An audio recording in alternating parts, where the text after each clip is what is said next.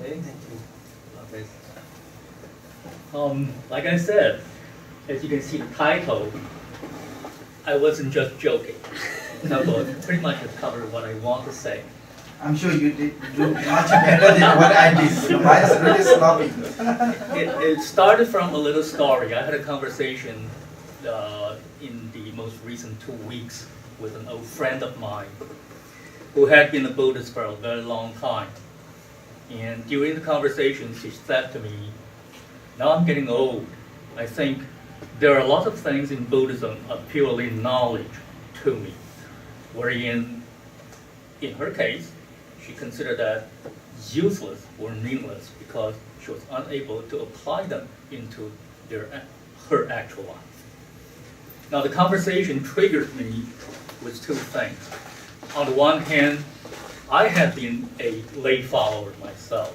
I will have to ask myself, how hard can I try to put those knowledge into my daily life? And I would have to admit, back in those days, I wasn't quite hard enough. But now I'm a monk.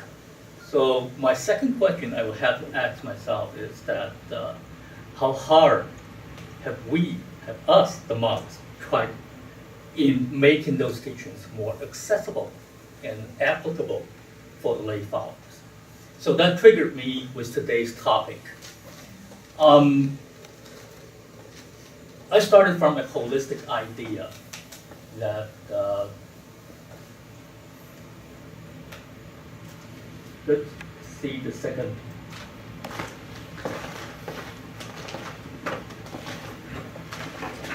I was a trained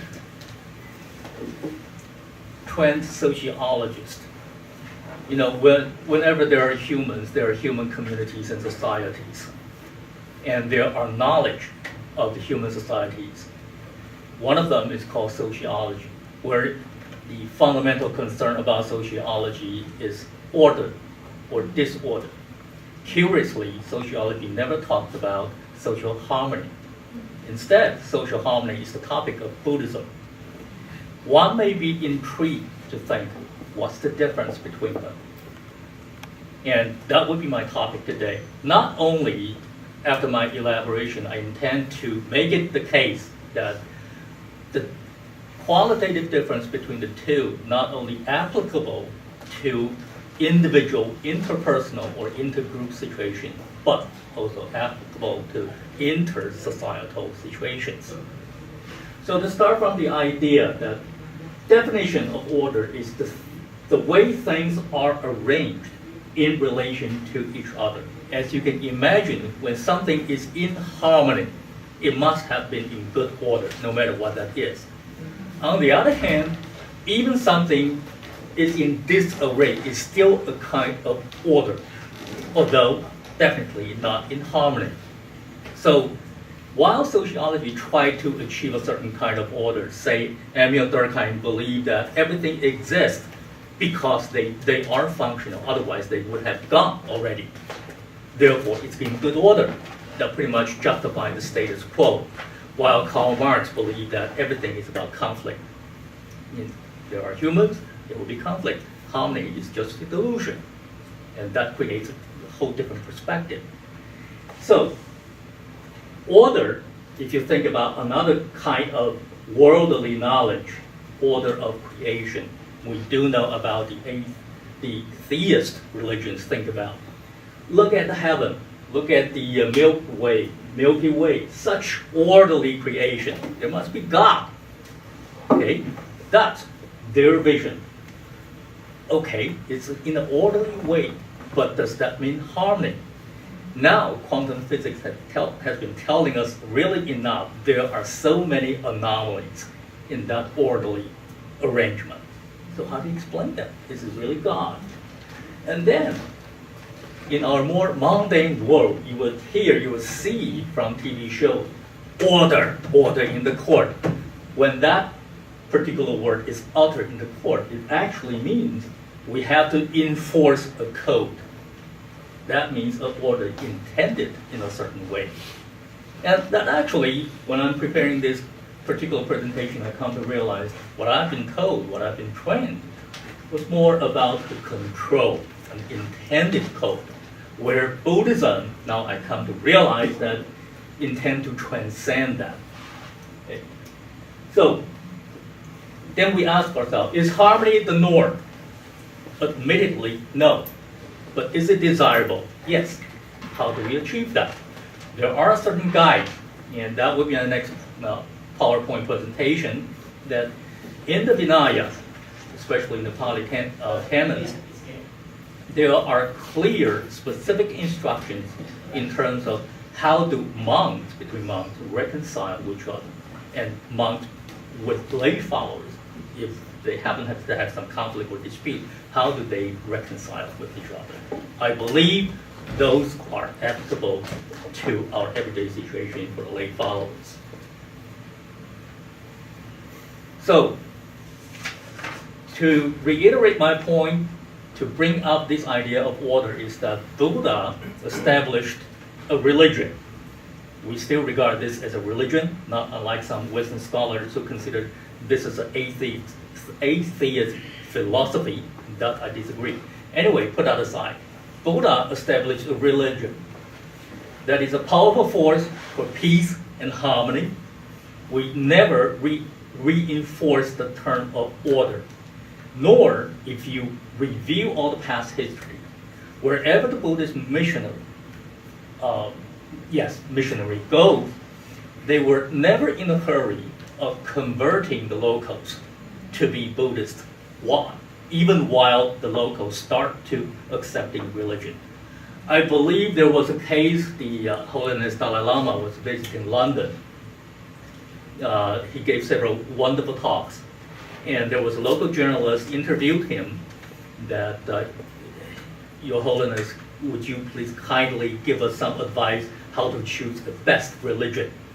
Of course, the anticipated answer would be certainly Buddhism. Surprisingly, he didn't say so. He said, we're in Great Britain. If you want to live in harmony with your neighbor, with the larger society, do choose your local religion. That also echoes what Campbell said. Yes, that was the spirit of Buddhism. So from the very beginning, we intend to transcend that. Why? Because Buddhism has identified that the deep root of harmony was not about religion, not even geographical isolation, but our individual craving. So to deal with that, we have to start by handling ourselves. It's the us versus them feeling that we need to tackle. Once we can overcome that, then we can talk about harmony. And it is not just the Theravada that is saying this. Here, I am citing a sutra from, I believe, is Vidamakirti Nirdesha. Those of you who understand Chinese. Bodhisattva, greatly powerful bodhisattvas, delight in bringing people together in harmony. Not in order, but in harmony. And within our Nikaya tradition, in Digha Nikaya, Buddha, the enlightened Tathagata, was a uniter of those divided, a sustainer of those united, fond of harmony, delighting in harmony, rejoicing in harmony. He was one who uttered speech, who brought about harmony only. So this has been always embedded there. That having said, how do we actually make that happen? First, let's properly understand the contextual meaning of harmony. By definition, it's the pleasant effect made by different things that form an abstractive whole. The second statement, you can divide that effectively into two parts. The first part, that while Buddhism can bring greater understanding on how to lead a good worldly life, that will be for the mundane world. But as I have been reiterating, we intend to transcend that. So the second part, as you can see, the main focus, however, has always been to gain liberation through the development of wisdom, mental culture, and purity. Now, notice wisdom, mental culture, and purity here being specified as the prerequisite of gaining liberation. But they also happen to be the prerequisite of gaining harmony, or, for that matter, re-establishing harmony. So, as long as we have humans, we have order and disorder. Why is it I'm emphasizing order? Because of this. Order may or may not bring in happiness. Think about this. You're in the military, by far the most worldly setting you can imagine. But are soldiers always happy? Not likely. Let's say, inside of the military, are they always in real harmony? Not necessarily. So order in some setting may be desirable, but it is obviously harmonious relationship that would be better able to sustain the orderly situation. First, look at the worldly instruction Buddha gave to how do we, using material situations, to improve our happiness in the world. Number one, be skillful, efficient, earnest, and energetic in whatever profession he is engaged. The caveat here is that that kind of profession should not be intended to hurt others or other sentient beings. So that is an exception. This principle applies to all. Secondly, at the very individual level, protect your income, which you have presumably earned righteously. Then, you should have good friends. This is the spiritual part. This friend should be faithful, learned, virtuous, and liberal. Have an open mind that may lead you away from evil deeds, evil thoughts, and spend reasonably in proportion to his income. In other sutras in the Nikaya tradition, you'll find very specific instruction. You should retain a certain proportion for your family, for your friends, for your relatives, and so on and so forth. So the intention here from the material part is that to have a faultless life. Still, if the life is solely concerning about economic progress, then it would not be conducive to harmonious situation. So we also have spiritual needs. Here I'm following the Nikaya tradition. The sutra, I'm skipping the references to save time. There are 4 virtues indicated by the sutra conducive to a layman's happiness hereafter. Not only in this life, but hereafter. Okay, as you can see, Satna, Shila, Chaka, Banya. Satha essentially means, at a fundamental level, conceptually, you have to have 2 steps. Here's the important point. You have to have faith and confidence in moral spiritual value. Why do we need to divide that into 2 parts? Because these are different. Faith, as you entrust in that value, even though you are not quite sure what kind of effect you may have on your life. So initially, you have faith in it. Confidence is that after you have practicing it, you experimented it, and you have verified its positive effect, then you have confidence. So here, you accept the value, you try out, and you verify, internalize the value. That brings into the second part, sila. That means you have actually internalized values that it affect your behavior to the extent you are demonstrating a personal characteristic of having virtues. Although the English translation of sila usually is translated as precepts or regulation or law, but it gives unnecessary negative implications. Actually, it demonstrates the process of cultivating your virtue. Okay, so the chaka, after you have cultivated your own good quality, wholesome quality, you then practice charity, generosity toward others who are interacting with you on a daily basis. And if you are able to put all these 3 together, creating a pleasant effect that everyone who is interacting with you can feel that, you are actually showing the personal characteristic of having banya, wisdom, because you are able to practice to demonstrate those traits in the most appropriate way. So this is how we build consensus. And again, I'm citing even the Mahayana tradition speak the same way. I believe Kempo is very familiar with the Shankadeva. In one of his great books, he said, in order to help all living beings, I, as a bodhisattva, I must be able to become their equal. This already implies that when you want to create a harmonious order or recreate harmonious order, one thing, fundamentally, put yourself, be at equal with others. And I must be trustworthy, speaking the truth, creating harmony when I speak. What if, the next legitimate question is that, what if this harmony already prevails? It happens, and quite often. Likely, the immediate result you can see is that personal as well as social happiness will be damaged. So how do we return the disharmonious state into a state of amicability? Amicability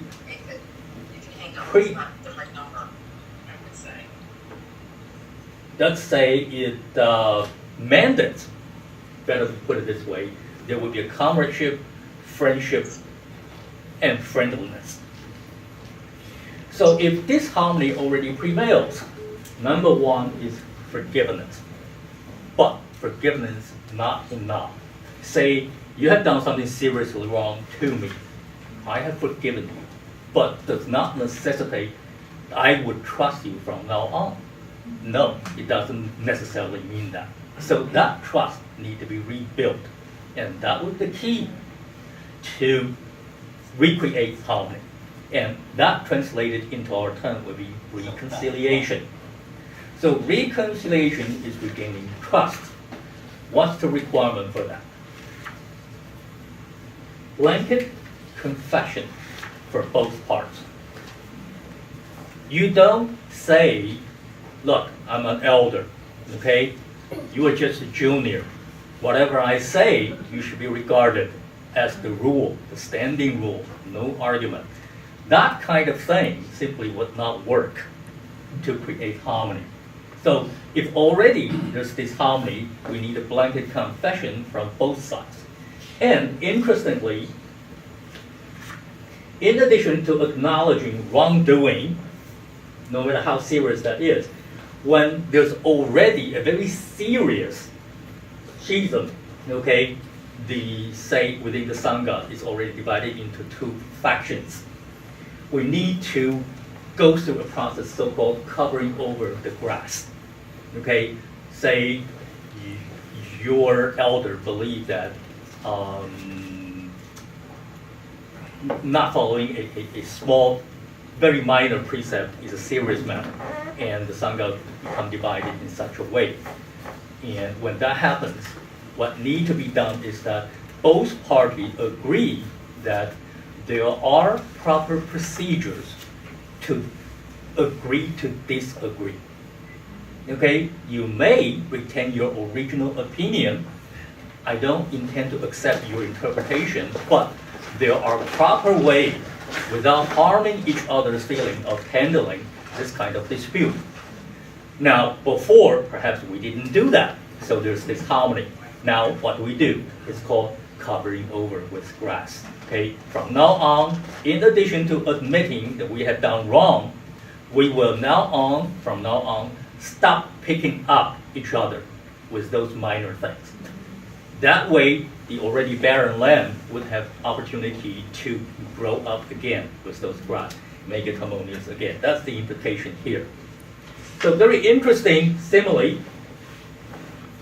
Then, again, as I have pointed out earlier, in addition to blanket confession and forgiveness, we need to build trust again. So that requires we probe into the intention that whether or not, in the first place, there would be in the future a mutually agreed upon rules of right and wrong. here the point is that simply having the desire of rebuild the harmony is not enough. We still have to commit to the rule of right and wrong. There are certain people arguing, we call this sociologically, putting the blame on the victim, saying that you are being attached to a certain kind of very strict rule. You are enforcing people of sticking to your rule. It is you at fault. The teaching from the true Buddhist point of view is that no, using this kind of rhetoric to disguise some truly harmful behavior is not Buddha's teaching. There are still very clear standard of right and wrong. And to rebuild harmony, we need to stick to those rules. Okay, so probe the intention, look into our own heart. As long as we intend to show our loving kindness to each other, show our genuine concern that we want this particular perpetrator to rehabilitate instead of being punished. We want to see him or her to be rehabilitated, to be a good person again.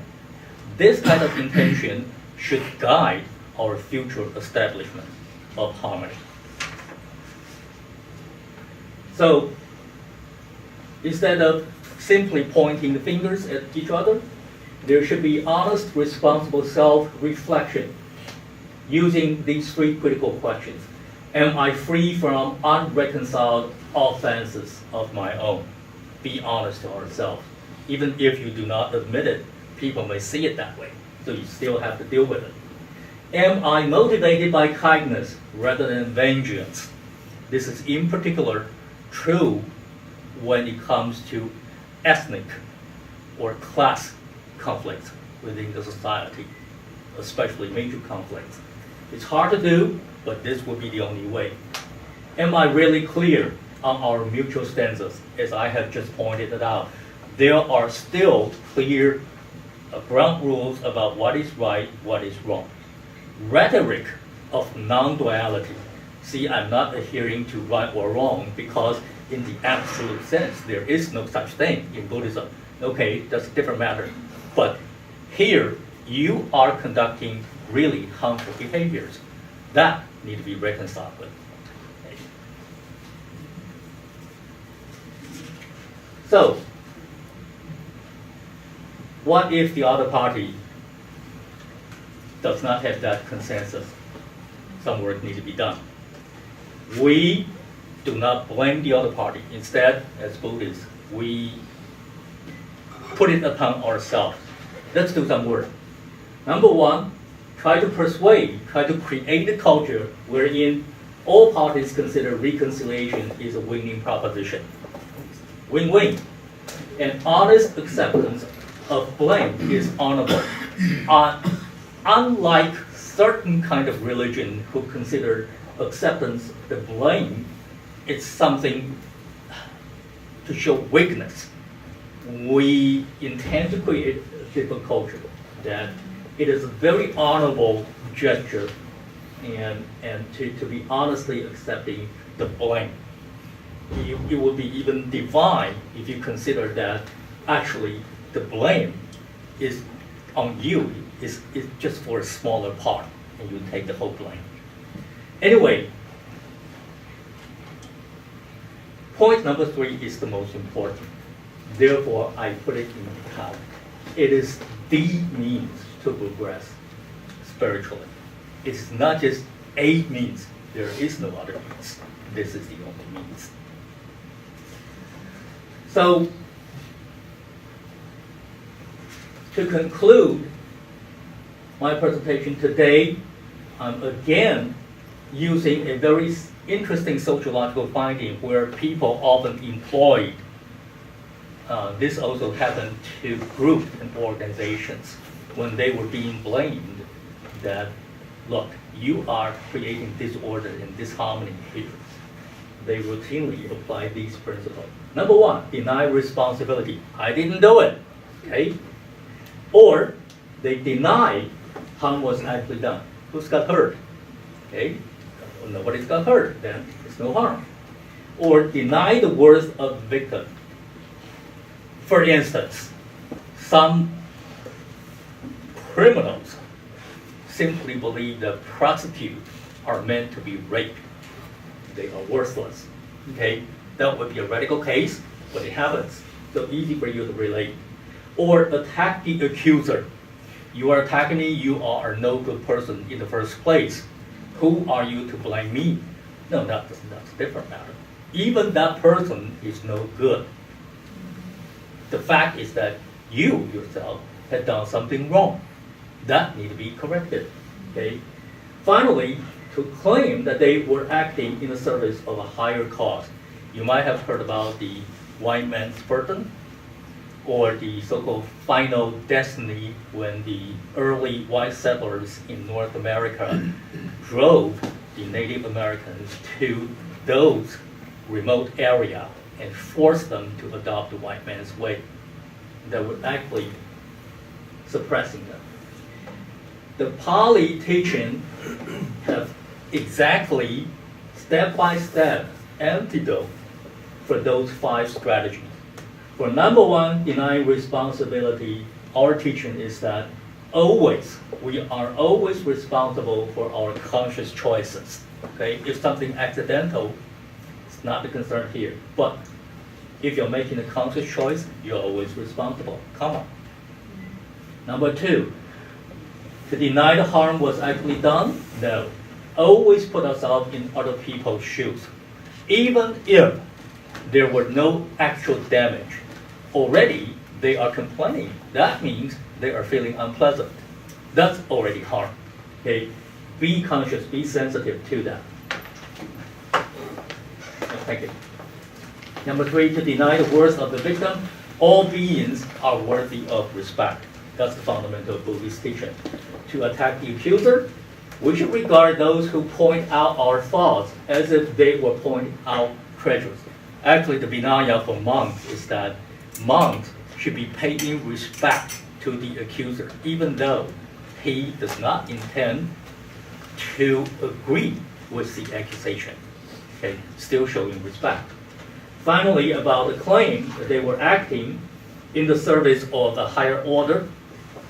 In Buddhism, especially in the Pali tradition, same in the Mahayana tradition, there are no, and I repeat, no higher purposes that excuse breaking the basic precept of ethical behavior.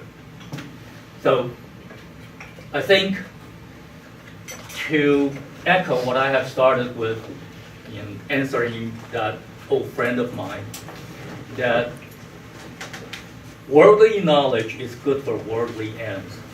And what is precious about Buddhism is not only do we offer actual and useful instructions for worldly ends, but we also offer valuable instructions to transcend the worldly ends.